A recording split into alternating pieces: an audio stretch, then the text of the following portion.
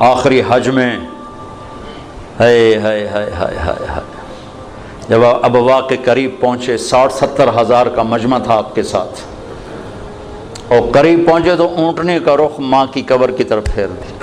وہاں ابوا میں قبر ہے حضرت آمنہ کی۔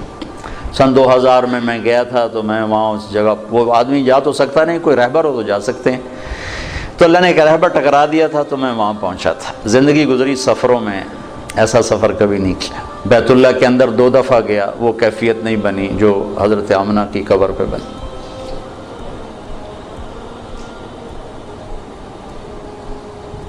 مجھے وہ چھوٹا سا محمد نظر آنے لگا، جو ماں کی عمر کیا تھی؟ 25 سال۔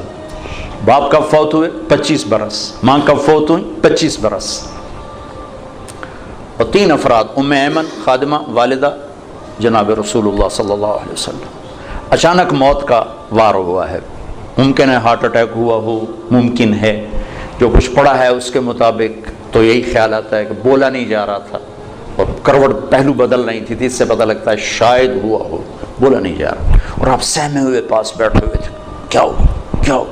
پھر آخری الفاظ، کل حی میت و کل جدید بعد، بیٹا ہر زندہ نے مرنا ہے، ہر جوانی نے ڈھلنا ہے، لگتا ہے میرا وقت آ گیا ہے۔ وقد ولدت طہرا، میں نے ایک پاکیزہ ہستی کو جنم دیا ہے۔ شمع بجھ گئی،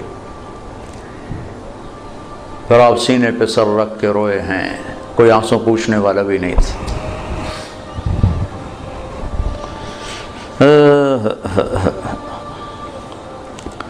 پتھر جوڑ کے وہاں نیچے اترے تو آپ پھر بھاگ کے اوپر چڑھ گئے۔ پہاڑ ہے اتنا اونچا، اس سے تھوڑا سا اونچا ہے، پھر اوپر چڑھ گئے۔ ام ایمن پیچھے پیچھے دوڑی، تو اب ماں کی قبر سے لپٹ کے لیٹے ہوئے تھے ایسے۔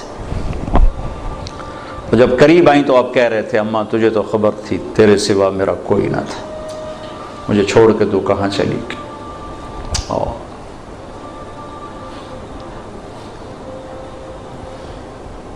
دوبارہ جہاں ایک دفعہ چلا جاؤں دوبارہ جانے کی تمنا نہیں ہوتی، وہاں جانے کی تمنا ہوتی کہ دوبارہ اللہ موقع دے تو میں وہاں جاؤں۔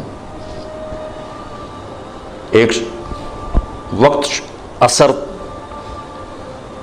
ڈھل چکی تھی کافی، فضا میں بھی وہ سرخی چھا چکی تھی، تو موسم سوگوار، ایک وہ مقام، پھر وہ پڑا ہوا سامنے 14 صدی کے پردے ہٹاتے ہٹاتے ہٹاتے میں وہاں بے خود کھڑا رہا۔ واہ میرے رب، جس کو تو نے حبیب بنایا اسے اتنے بڑے دکھ میں ڈالا، ہوئے ہوئے ہوئے ہوئے،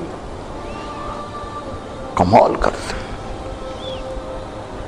باپ دیکھا نہیں، بہن ہے نہیں، بھائی ہے نہیں، چلو مکے میں موت دے دیتا، کوئی دادا دادی کوئی تو چاہ لیندہ، جنگل میں موت دی۔